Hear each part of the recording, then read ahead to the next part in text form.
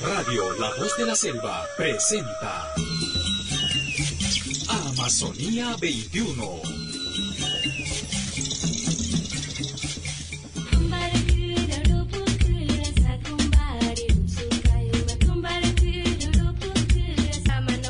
Cuando sobre la ciudad capital de la región Loreto cae una garúa persistente, les damos la más cordial bienvenida a todos y cada uno de ustedes. Esto es parte de nuestra vida, de nuestro clima, de esta tierra bendita, de este trozo del planeta llamado Amazonía, y por eso nos sentimos contentos y complacidos que con sol, con lluvia, con un aire fresco, con un aire cálido, caliente por momentos que parece que hubiesen abierto una estufa, lo importante es que aquí estamos para darnos un gran abrazo desde la cabina de Radio La Voz de la Selva en el distrito de Belén para todos y cada uno de ustedes, donde quiera que nos escuchen en cualquier lugar del planeta a través del aplicativo de Radio La Voz de la Selva, que lo pueden bajar de cualquiera de las tiendas virtuales que tengan en su teléfono móvil. Bienvenidos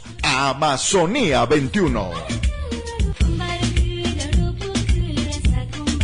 Y estamos en días, diríamos, a una semana, días menos, del aniversario patrio, de llegar al 28 de julio, cuando nuestro amado y querido Perú cumpla 201 años de independencia, de vida republicana, de aquella proclama en la Plaza de Armas de Lima a cargo del generalísimo don José de San Martín. El Perú es libre desde estos momentos y la libertad del Perú es algo que deberíamos trabajar todos, el desarrollo, el progreso, su independencia es algo que tiene que estar en la conciencia, en la mística, en el esfuerzo de todos y cada uno de los peruanos. Nos preparamos a vivir y a celebrar esas fiestas patrias, más allá de todos los inconvenientes, más allá de todos los problemas, lo peor que le puede pasar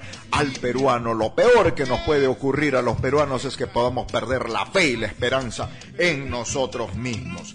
Esta semana, en planos ya más de información, les contamos que se realizó un paro de 48 horas en la frontera con Colombia, ahí en la provincia del Putumayo, porque la población de Santiago del Estrecho, capital del distrito fronterizo, a orillas del mismo nombre del río del mismo nombre Putumayo, estaban quejándose, estaban con el malestar del pésimo servicio de energía eléctrica que incluso afectaba la atención en el centro de salud, a donde llegan del Alto Putumayo, del Bajo Putumayo, en busca de atención, y por lo tanto son lugares, puntos, instituciones estratégicas, y la deficiencia del servicio eléctrico los ha tenido allí en preocupación.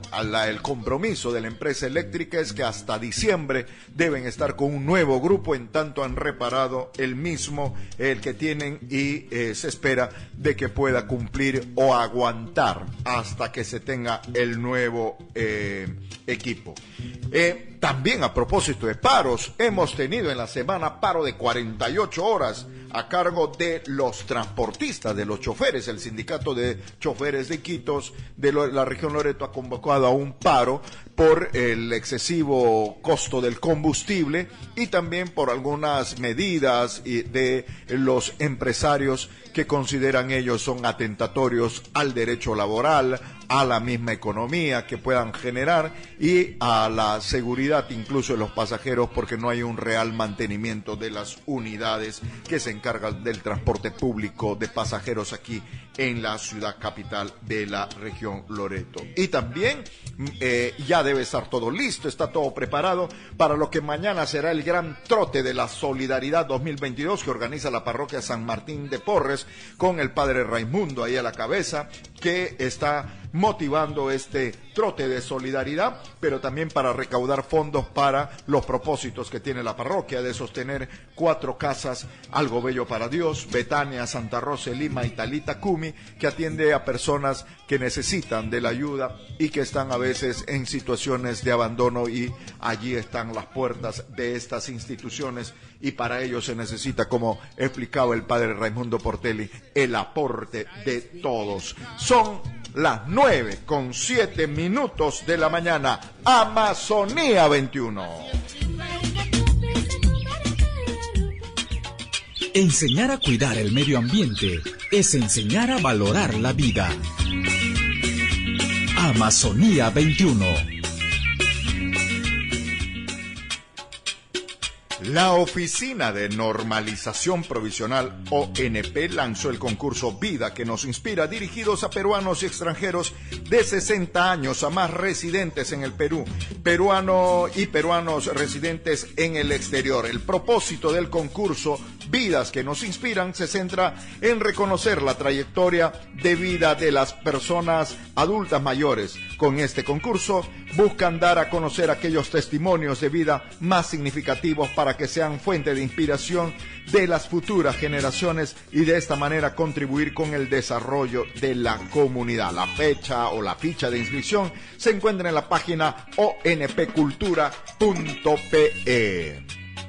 Lapu Beltrán Sandy Tuitui, presidente de la Organización Regional del Oriente Orpio, participó de un encuentro donde estuvo presente Michelle Bachelet, expresidente de Chile y actual alta comisionada de Derechos Humanos de las Naciones Unidas, a quien se dirigió en un discurso que defendió la protección de las piacis.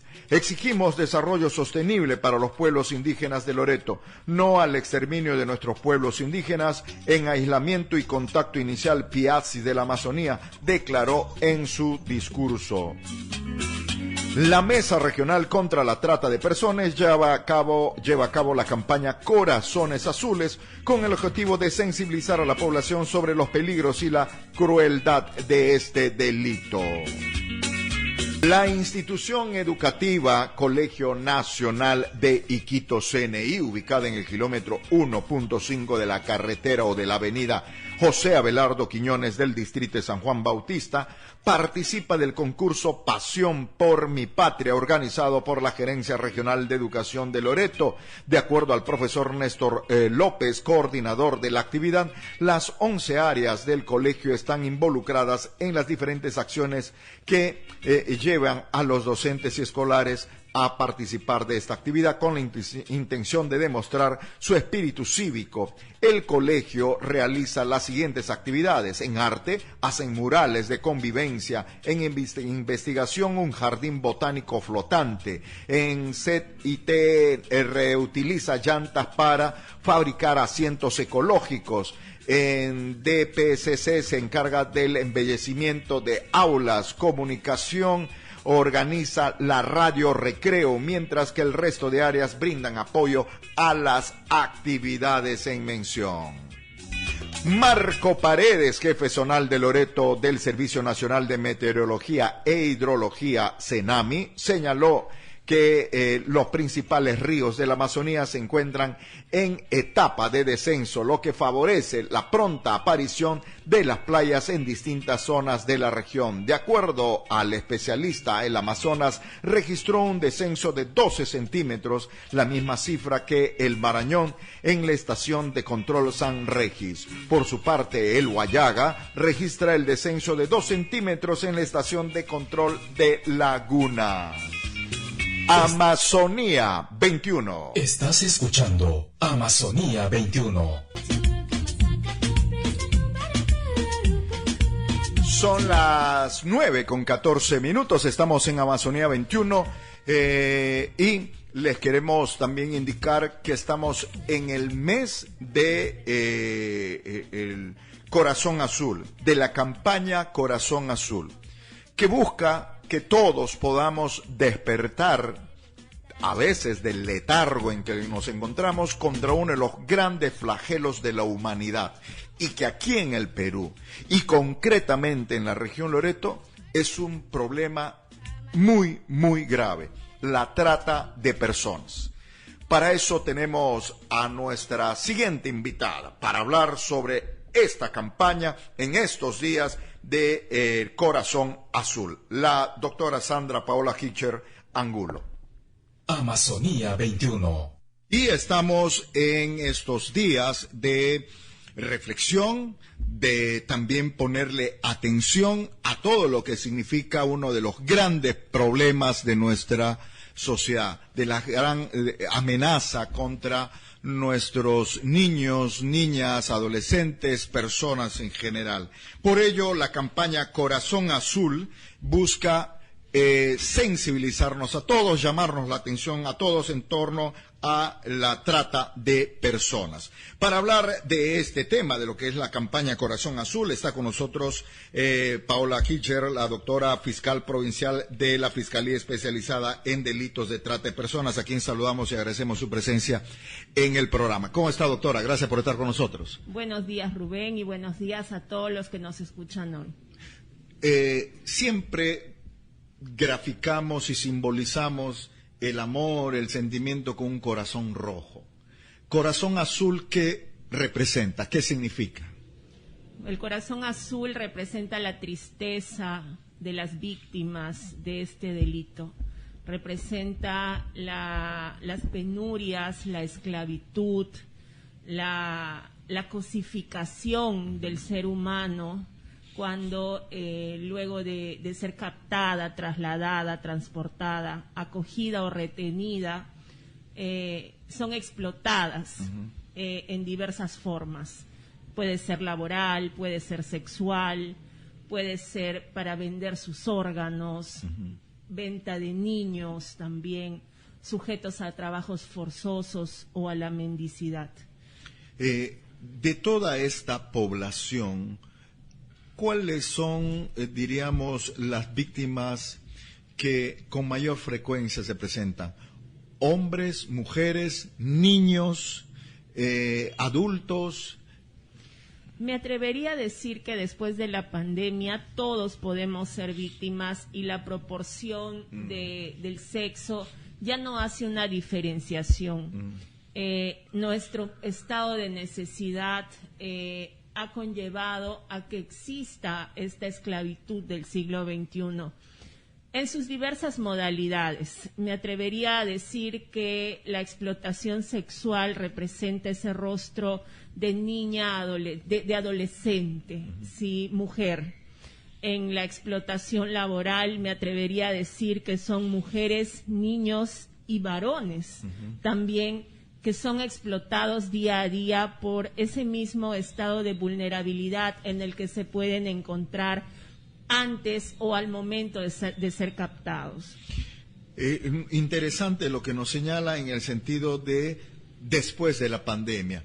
Después de la pandemia, las formas de captar a las víctimas también ha cambiado. Sí, tengamos en cuenta que el aislamiento social nos ha privado esa libertad ambulatoria. Sin embargo, los tratantes van cambiando sus mecanismos, van adelantándose también muchas veces a las formas de cómo pueden hacer para atraer a las víctimas. Después de la pandemia, al encontrarse los lugares cerrados, al sentir esa policía cuidando que no se pueda exponer a las personas en las calles, los tratantes han cambiado sus modalidades a través de las redes sociales.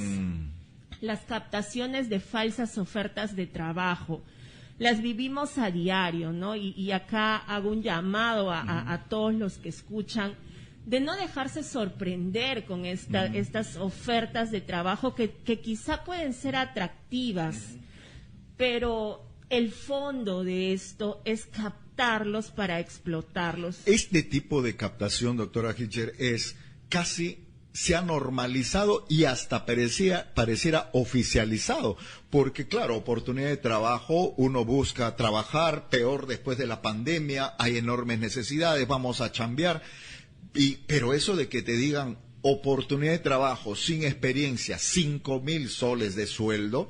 Oiga, esa es la carnada más terrible que pueden tener para esto de la trata de personas, ¿no? Exacto, porque una de las formas más atractivas es ganar dinero fácil. Se presenta con una fachada de un negocio formal muchas veces. Sin embargo, esto solo es para que el tratante obtenga ese consentimiento de la víctima para luego ya cuando la lleva, la traslada al lugar donde va a ejercer el trabajo, entre comillas, cambia la situación, las modalidades o el propio trabajo en sí. Hemos tenido casos, por ejemplo, en los cuales se pide jóvenes para trabajar bajo el cuento del modelaje y son llevadas a explotarlas sexualmente. Jóvenes que son jóvenes o personas adultas que son captadas para trabajar en la madera, en los aserraderos, pero son trasladados hasta estos lugares donde son retenidos porque no tienen cómo ya regresar a su lugar de origen. En un lugar inhóspito donde no se conoce a nadie, no se tiene dinero, y el tratante te dice, te voy a pagar luego cuando yo venda la madera, pues obviamente, ¿qué le queda a esa víctima hacer? Tiene que esperar las condiciones que le ponen, y cuando regresa o lo traen o él busca salir de ese lugar y reclama su paga, viene la segunda parte en la cual le dicen, espera porque tengo que vender la madera que está al lado. Cuando obviamente eso es un imposible, y ahí está la trata, ¿no? Esas falsas ofertas de trabajo, esos engaños donde te ofrecen dinero, comodidades, celulares, pocas horas de trabajo, y se vuelven en horas interminables que hasta el DNI te pueden sustraer. Para quitarte esa posibilidad de movilizarte. Doctora Kitcher, y habla usted, y cuando ya regresan, cuando ya retornas, eso es en el mejor de los casos, en medio de toda la tragedia, en medio de toda esta situación difícil, el que puedas volver, porque se han dado casos en que no vuelven. Es un viaje sin retorno, porque son incluso asesinadas, son muertas. Y entonces esto es terrible, no es un juego, hay que decirlo eso claramente a la gente, a los niños, a las chicas sobre todo. Sí, y qué bien que lo traiga a colación, porque existe un índice alto de personas desaparecidas.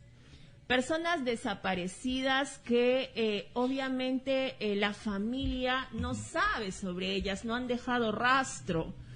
Y se sospecha que ellas hayan sido captadas y trasladadas a lugares donde no pueden tener comunicación con sus familiares, ¿no? Entonces, esta desaparición de personas ya no es como antes, que uno tiene que esperar las 48 horas para poner la denuncia. Nosotros como autoridades tenemos la obligación de recibir esas denuncias, la policía tiene la obligación de recibir esas denuncias en el momento en que los familiares puedan darse cuenta que estas personas han desaparecido. Dice el lema, tiempo que pasa, verdad que huye. Si nosotros tenemos la noticia criminal en el momento, podemos quizá realizar muchas diligencias que nos ayuden. Claro ejemplo, cuando los familiares denuncian estos casos, nosotros hacemos geolocalizaciones de los teléfonos en los cuales la víctima haya podido llevar. Y encontramos a las víctimas, las ubicamos a través de estas geolocalizaciones que realiza la policía y rescatamos a las víctimas, ¿no? Estas víctimas han sido, por ejemplo, llevadas a Lima, han sido llevadas por la parte de Madre de Dios. Entonces, ¿fuera del país también? También fuera del país. Ha habido una víctima de Loreto, de Iquitos, que ha sido trasladada para esclava sexual a Paraguay, ¿sí? Mira, y de Paraguay llamó a su mamá y obviamente se realizó un operativo para que esta víctima regrese hasta Perú. Hace unos instantes tuvimos aquí a un el líder de una comunidad que nos ha pedido guardar su identidad. Tenemos el nombre, de pronto luego lo podemos compartir con usted. Es un cacique de la comunidad de San Belén, en el distrito de Teniente Manuel Clavero, frontera con Colombia. Y una de las quejas y denuncias que tiene es que entran grupos por el lado de Colombia, que serían grupos armados, y que se aprovechan de la comunidad, que no los dejan pescar, que les quitan todos los productos de su agricultura, y que incluso han trasladado a sus hijos, señalan, hacia el otro lado, y que muchas veces no han regresado. Por eso hablan de que hay muertes. Y están tan asustados que él ha venido aquí a establecer contacto con las autoridades para pedir que le traigan, por favor, a su familia y a otras 16 familias que están ahí aún en la comunidad, que los traigan a Quito porque corren riesgo. Este tipo de acciones, de que crucen la frontera para aprovecharse de la población, donde la presencia del Estado es bastante débil, y que llevan a sus... ¿Esa también está considerada como trata o estamos en otro nivel de delito? Mire, la trata muchas veces va a ser un delito accesorio del delito principal. Por ejemplo, un delito principal puede ser la minería ilegal y la trata va a ser el delito accesorio porque van a captar a personas para que puedan trabajar en la minería ilegal. En este caso, usted habla de por ejemplo, que pueden ser madereros, ¿no? O de las FARC, que van a retener o van a privar de su libertad a estas personas con fines ilícitos. Siembra de coca, como se daba en los 90, ¿no? Que los niños del internado salían, no regresaban, si habían 30 solamente iban a clase a 20, ¿dónde están los otros 10? Han cruzado, les han llevado para pisar coca en el otro lado, es decir, cosas como esas que se dan allí. Entonces, esa modalidad de trata también existe y ese está denominado como otras formas de explotación, que tú captas a personas para que estas personas sean instrumentalizadas para realizar otro tipo de delitos, ¿no? Pero en sí no van a ser autores de un delito. ¿Por qué? Porque están bajo una superioridad, en este caso, estos ciudadanos colombianos. Ahora, desafortunadamente, y es algo que nosotros debemos de enfrentar, es la parte logística. No es el único lugar en el cual se realiza este tipo de actos. Hay otros lugares también. En línea de frontera. En líneas de frontera, como la triple frontera de Perú, Brasil y Colombia. Sin embargo, desafortunadamente nuestra línea de acción es poca, porque no tenemos esa logística necesaria. Llámese, ¿cómo se traslada a la policía y a los fiscales a estos lugares? Sí, pues, el transporte la accesibilidad es toda una dificultad, ¿no? Exacto. Y la logística. No, y no solo la logística, sino también los recursos humanos. En la división de trata de personas, afortunadamente, en la actualidad se está volviendo a hacer una reingeniería en el área policial. Antes habían 30 efectivos que podían investigar estos delitos. Con la pandemia se llevaron a estos policías a hacer otro tipo de labores, y cuando ya se levantó este aislamiento social, quedaron 7 efectivos. Con 7 efectivos para todo Loreto es imposible. Ahora, pero se van, diríamos, ya no son 7, van aumentando los efectivos, pero los capacitados se fueron. Exacto. Y los que llegan no tienen la formación y toda volver a empezar. Esos son de los grandes problemas que tenemos en el país. Pero Rubén, nos gustaría que las personas que conozcan estos delitos denuncien. Muchas veces se dice, yo no denuncio porque no creo en las autoridades. Bueno, nosotros lo que hacemos es investigar, no tenemos ningún tipo de temor a estos grupos organizados, ya lo hemos hecho, ¿sí? Entonces, lo que nosotros podemos asegurar a las personas que van a denunciar es una reserva de identidad, para que tampoco tengan ese temor de ser descubiertas. A la represalia, de Exacto. pronto. Pero ¿qué hacemos nosotros cuando cuando solo nos dicen existe estos hechos, pero no tenemos mayores nada? elementos, datos? Exacto. Ahora, esto también hay que decirle, doctora Paula Kirch, que esto de observar el entorno donde uno está, en el barrio, conversamos con otros amigos también sobre este tema, y decir, ¿quién no conoce a quién en su barrio? ¿Quién no conoce quiénes son los niños que juegan ahí, quiénes son? Y de pronto tú ves que en una ventana se asoma el rostro de una chica asustada y que a esa casa hay un movimiento medio raro, que entra alguien que echa llave, que sale echa llave y que no paran ahí, pero sí hay unas personas. Eso nos debería llamar la atención, pero claro, no lo digo, yo no soy chismoso. Eso no tiene nada que ver con el chisme. Hay que involucrarnos más en estos temas. Exacto, quizá esa persona que ha visto a esa niña o a esa persona mayor de edad sea la última persona en verla, sí, pues. ¿no? Entonces, yo creo que toda la población debe estar con esta lucha de la esclavitud. ¿Por qué? Porque obviamente puede pasarle a cualquier persona, puede pasarnos a nosotros. Sí. Porque nadie está libre de que nos mientan para que nos exploten. Sí. Incluso este tipo de actos que conlleva a la servidumbre doméstica, a las empleadas domésticas, está normalizado en nuestra sociedad.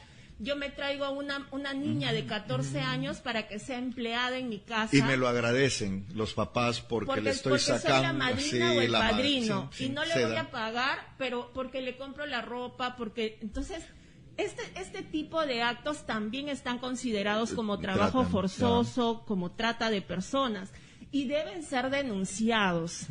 Porque es muy difícil identificar a una adolescente que esté realizando trabajo doméstico.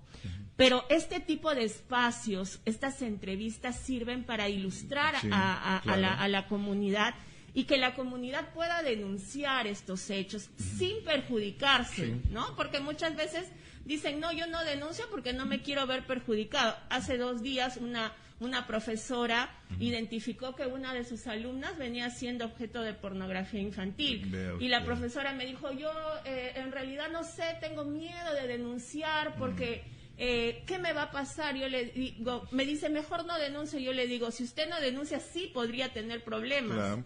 Porque el es silencio es complicidad. Exacto. Claro, porque está bajo la tutela y la respuesta. Y eso ocurre en muchas instituciones educativas, doctora, porque, a ver, hay algunos maestros que detectan estos casos, por ejemplo, de abuso contra los alumnos, tocamientos indebidos, y se quedan simplemente en el entorno de otorongo no come otorongo. O de pronto sabes y dices, ¿ya han denunciado este hecho? No, lo hemos puesto a consideración de la instancia superior, la UGEL. Oiga, no es un hecho administrativo, es un delito. Exacto. Por lo tanto, eso tiene que estar denunciado ante la autoridad correspondiente, la policía. Pero hasta ahora se sigue escuchando a veces eso. No han conocido, pero se le ha comunicado al director y el director lo puso a disposición de personal. Oiga, ¿qué es eso? ¿Que falta de capacitación o se hacen los locos? Es una falta de cultura de denuncia y eso es lo que nosotros debemos de tener, sensibilizarnos con este tipo de delitos. Las denuncias pueden ser recibidas de manera anónima. Las denuncias, los testigos pueden tener una clave para que no se les identifique en el proceso. Nosotros como fiscales estamos en la obligación también de preservar su seguridad y podemos dictar medidas de protección a favor de las víctimas o los testigos. Para eso tenemos una unidad de víctimas y testigos en el Ministerio Público.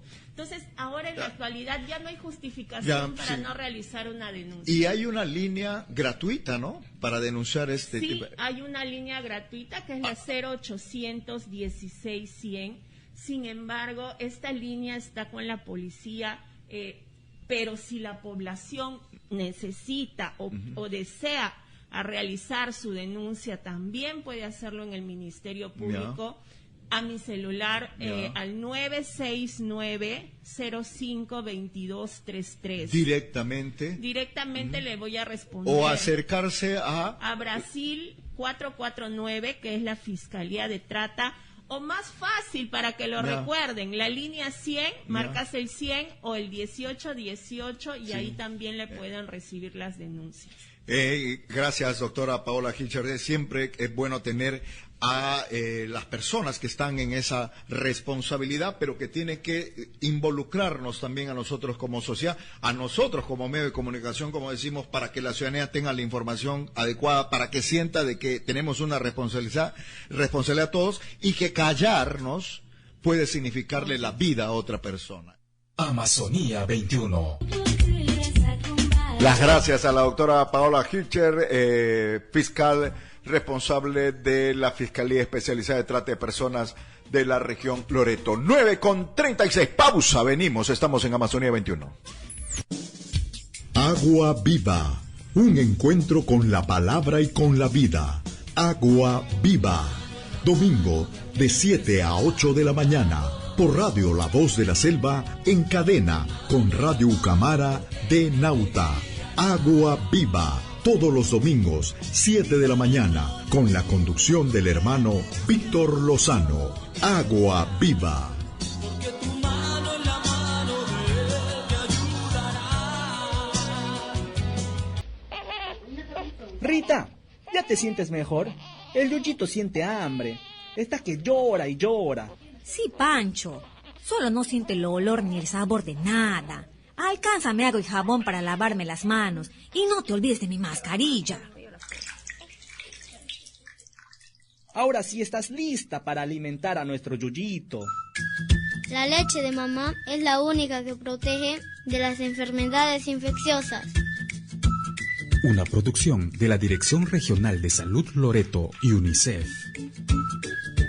En Radio La Voz de la Selva estamos presentando Amazonía 21.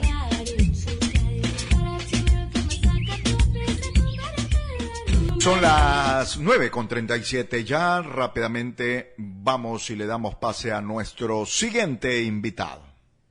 Amigos, amigas de Amazonía 21, en esta oportunidad contamos con la presencia a través de el teléfono del señor Álvaro Salvador Márquez para hablar sobre lo que significa este primer año del mecanismo intersectorial para la protección de las personas defensoras de derechos humanos en los pueblos indígenas de la Amazonía peruana y en todo caso un balance de lo que justamente significa este año. Señor Álvaro Salvador Márquez, ¿cómo está? Muy buenos días.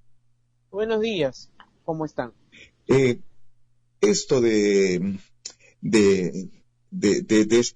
este primer año del mecanismo intersectorial para la protección de las personas defensoras de derechos humanos en los pueblos indígenas de la Amazonía peruana, ¿qué significado tiene para el país? Bueno, en primer lugar, gracias por la invitación. Hay que señalar que la creación del mecanismo intersectorial a través de un decreto supremo del Poder Ejecutivo es un acto loable. Creo que es el punto de mayor reconocimiento que se ha tenido hasta ahora en el Perú sobre la existencia de las personas defensoras de derechos humanos y un reconocimiento de su trabajo. Es importante que este mecanismo se haya gestado desde el Ministerio de Justicia y que tenga su liderazgo, porque se trata de la primera vez en el Estado que un mecanismo articulado por actores públicos, digamos, cuenta con una discusión basada en un enfoque de derechos humanos e interculturalidad.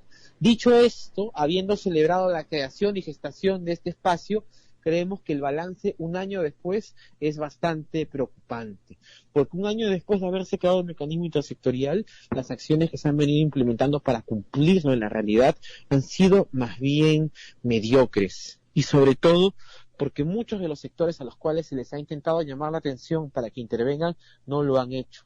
Más allá de acciones solitarias a veces del Ministerio de Justicia, hay actores muy importantes como el Ministerio de Agricultura, el Ministerio del Interior o el Ministerio de la Mujer que poco o nada han hecho para hacer efectivo el mecanismo intersectorial. Y sobre todo para defender a los defensores de derechos humanos de los pueblos indígenas, a los que en el informe nos referimos como defensores indígenas que sufren el mayor grado de violencia y letalidad, sobre todo en el cinturón de la selva central. ¿Cuál sería la justificación o los argumentos que estas instituciones que le han dado la espalda a toda esta iniciativa han tenido para no sumarse a este esfuerzo? Bueno, el caso más preocupante y más resaltante es el del Ministerio del Interior. Y aquí hay una excusa muy concreta. El Ministerio del Interior es el organismo que alberga a la Policía Nacional y como tal es el responsable de darle seguridad y protección a todos los peruanos que lo necesitan. Pero ¿qué es lo que ha respondido el Ministerio del Interior cuando Proética y el IDL le preguntaron en su informe sobre lo que había hecho? Básicamente que no tienen ningún instrumento interno para darle protección a las personas defensoras. Y esto lo hacen en base sobre todo a la propia falta de una herramienta, como antes el decreto supremo decía que ellos estaban en la obligación de aprobar un mecanismo sectorial. Luego lo cambiaron a lineamientos de actuación para que estuvieran más cómodos y aprobasen la norma. Pero a pesar de eso no hay ni una sola norma del ministerio y en esa norma se quería contener, en primer lugar, quiénes van a ser los responsables de dar protección policial en campo a las personas cuya vida está en peligro, y en segundo lugar, cuáles van a ser las fuentes de financiamiento de esta intervención policial que cuesta. Entonces, sin una estrategia clara sobre quiénes van a intervenir, en qué modo y con qué dinero, el ministerio no ha hecho absolutamente nada por cumplir con sus obligaciones con los defensores. Otros casos son, por ejemplo, los del Ministerio del Ambiente, que a pesar de haber hecho acciones, digamos, simbólicas para proteger a los defensores, como la creación de la unidad funcional de delitos ambientales, en la práctica no se han involucrado en el campo, y en el campo es donde está la violencia. Es importante la generación de conocimiento, pero se tiene que articular con acciones tangibles que se puedan medir en el bienestar de la gente. Y similar situación ocurre en cultura, que acaba de aprobar una directiva que esperemos sea implementada para los defensores, y otro caso más trágico aún para nosotros es el del Ministerio del Ambiente. Conociendo todos cómo funcionan las relaciones en la Amazonía, lamentablemente, muchos de los conflictos de defensores están involucrados con disputas por el territorio, comunidades esperando titulación por años, gobiernos regionales dando constancias de posesión, concesiones forestales a terceros. Es en ese contexto en que el Ministerio de Agricultura tuvo la oportunidad de hacer siquiera una sola cosa para intervenir y no lo hizo. No ha respondido ni ha participado en la mayoría de reuniones de coordinación del mecanismo. Nosotros le llamamos la ausencia más trágica, porque a pesar de que el conflicto es eminentemente territorial, no hay ninguna reacción del ministerio responsable. Hay un proyecto de decreto supremo, por ejemplo, para anotar preventivamente títulos de territorios de comunidades no tituladas, para que se puedan proteger mientras duran los procedimientos de titulación. Y ni siquiera ese decreto supremo, cuyo borrador está aprobado desde hace más de 2 años, ha sido tomado en cuenta por las sesiones de agricultura, y la situación sigue siendo la misma. Ante este escenario preocupante, y cuando tenemos esta realidad política donde, por ejemplo, se cambian permanentemente de ministros, el Ministerio del Interior es el caso más palpable, eso juega en contra de toda esta iniciativa, ¿no? Claro que sí, claro que sí. Nosotros en el informe reconocimos como un problema trascendental la enorme inestabilidad política en el gobierno y puntualmente en el Ejecutivo, en sus conflictos con el Congreso. Hay 5 ministros del Interior entre abril de 2022 y abril de 2021 que se han sucedido en el cargo, en la cartera de Interior, y ahora hace unas semanas estamos contando al 6º. Con 6 ministros en la cartera no hay predictibilidad en el funcionamiento o en la actuación del Estado, se afecta el desempeño correcto de las políticas del Estado y ni siquiera es posible hablar ya de una línea de continuidad en los sectores. Entonces, sin una voluntad política clara, porque ni siquiera están sensibilizados en la materia muchos de los ministros y viceministros y directores generales, no podemos esperar que esta se cumpla. Lamentablemente, la pata se rompe por el lado más débil y en este caso es el Ministerio del Interior y Agricultura. La situación en lo concreto, en lo real, usted indicaba que allí en la Amazonía, en el bosque adentro, donde se presentan los graves y grandes riesgos para los defensores ambientales. Está cerca de 16 personas que según las informaciones en este año han sido asesinadas salvajemente, da el peligro y el riesgo de que puedan incrementarse este número si es que existe un Estado lento, indiferente por todo lo que usted nos está señalando. Desde luego que sí. Y de Ley Proética actualizamos el conteo a 22 víctimas entre 2020 y 2022 y 19 de ellas miembros de pueblos indígenas. Si uno viese el perfil más recurrente de víctima de violencia, es el de el miembro, líder o monitor territorial de una comunidad indígena amazónica. Si hay algo o algún sector de la población en donde deberían ponerse los ojos, es precisamente en los miembros de las comunidades indígenas que reciben el mayor golpe de violencia. Y sin duda, si es que no se implementa adecuadamente el mecanismo intersectorial, la tasa de letalidad va a continuar subiendo como lo ha venido haciendo en estos últimos tiempos. No nos sorprenda si es que la policía no se apura con finalmente dar las medidas de protección que se requieren en campo, que estemos contando asesinatos en lugares como Unipacuyacu, Flor do Cayali, Senchiroca 1, o recientemente, o en regiones como Amazonas, donde recientemente la Odecofroc, una organización del pueblo Aguajún, ha denunciado el secuestro por parte de 600 mineros ilegales que están buscando desarticular sus acciones de defensa del territorio. Y acá en la región Loreto acaban de reunirse también los dirigentes de las comunidades del Alto Nanay, donde la minería ilegal está haciendo de las suyas y donde un control de las autoridades, en vez de perseguir a los mineros ilegales, hoy radicalizan el control al paso de los propios pobladores, que ocasiona un perjuicio en su ya endeble economía. Toda esta situación, sin embargo, el señor Álvaro Salvador Márquez, lleva también a un efecto distractivo, porque esto debería estar marchando en un país que necesita tanto y que tiene una Amazonía vasta y que hay tanto que proteger, cuando estamos hablando de que en el Congreso le dan la espalda al Acuerdo de Escazú, cuando la ley de las PIASI también encuentra fuertes resistencias. En la región Loreto se han conformado grupos de empresarios, de personajes vinculados a la construcción para tratar de derribar también esta iniciativa, y entonces todas estas acciones hacen que los defensores de la Amazonía cada vez estén más protegidos y los grupos de poder más fortalecidos. Es cierto, la conducta política de este gobierno y del Congreso no han ayudado mucho, sobre todo desde el Congreso. Como bien ha señalado, 2 veces se ha rechazado el acuerdo de Escazú, y con el rechazo de Escazú lo que hace es, digamos, no solamente cerrar las puertas de un tratado internacional que buscaba proteger a los defensores indígenas y promover la justicia ambiental, sino sobre todo demuestra el desprecio de nuestra clase política, de los congresistas y de varias autoridades al problema del medio ambiente y de los pueblos indígenas, ¿no?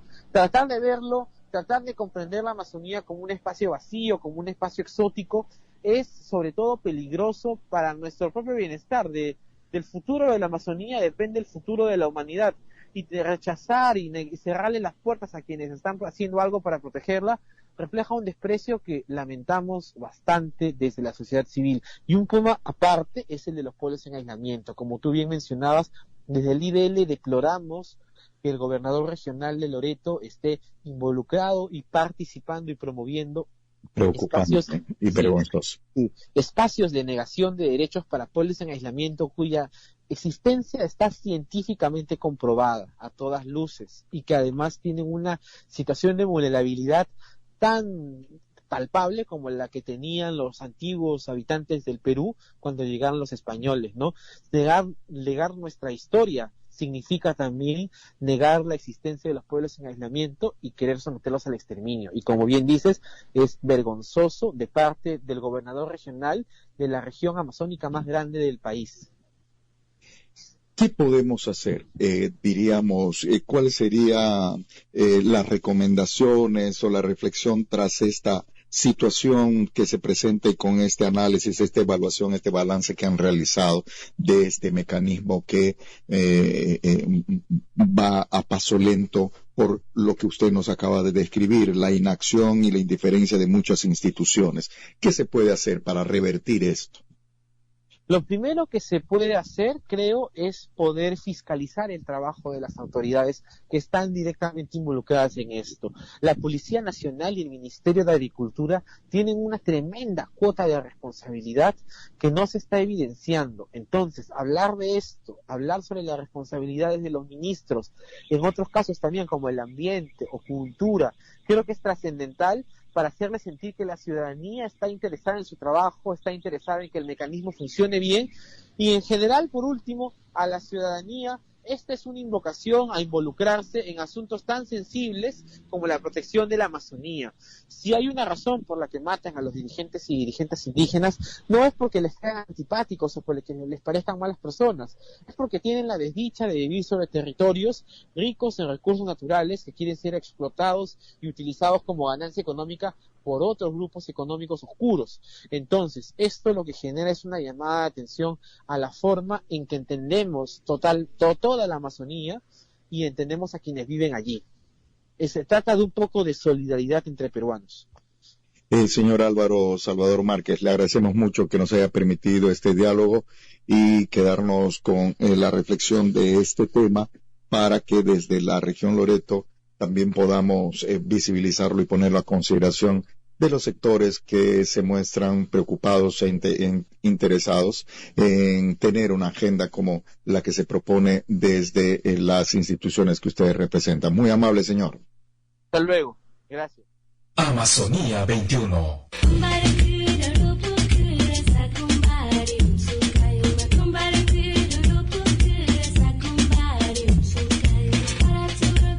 Son las 9:52. Alerta ambiental en Amazonía 21. El jefe zonal del Servicio Nacional de Meteorología e Hidrología, Senami, Marco Paredes, exhortó a las familias loretanas a tomar sus precauciones al momento de realizar actividades recreativas en los ríos y sus zonas de playa, teniendo en cuenta la gran concurrencia de bañistas durante la temporada y los altos riesgos que implican los ríos amazónicos. Marcelina Angulo y Rosa Tuesta, integrantes de una comisión de dirigentes comunales del distrito de Alto Nanay, anunciaron que emprenden un viaje hasta la ciudad de Lima para sostener reuniones con diferentes ministros para abordar la problemática de la minería ilegal en la zona. Una delegación de 10 autoridades comunales viajaron a la capital para reunirse con los ministros y presentarles lo que nosotros sufrimos en el Alto Nanay para las dragas ilegales o por las dragas ilegales y como ahora consumimos pescado contaminado y con el agua del río Turbio, declaró Angulo. Por su parte, Rosa Tuesta indicó que deben pedir que el puesto de control Yarana, en la que se encuentra la Marina de Guerra del Perú, no se dedique nomás a detener a los pobladores cuando bajan con sus mercancías, cuando por el contrario deberían emprender una verdadera lucha contra los mineros ilegales. Ambas dirigentes participan de un encuentro en Iquitos organizado por el Comité de Defensa del Agua el pasado fin de semana, el cual tuvo como objetivo principal el de presentar ante los medios de comunicación y sociedad civil la problemática del Nanay con todos sus miembros y pobladores. La subgerente de la Gerencia Regional de Salud Loreto Jereza, Clara Bustamante, informó sobre el fallecimiento de 2 pacientes por COVID-19 en lo que va de la cuarta ola de contagios en la región. La funcionaria indicó que se trata de 2 personas adultas que presentaban comorbilidades, además que una de ellas no contaba con ninguna de las dosis de vacuna contra el nuevo coronavirus. Bustamante exhortó a la población a vacunarse y volver a utilizar la mascarilla, además de proteger a las personas vulnerables, como es el caso de los adultos mayores y con enfermedades crónicas. En Radio La Voz de la Selva estamos presentando Amazonía 21.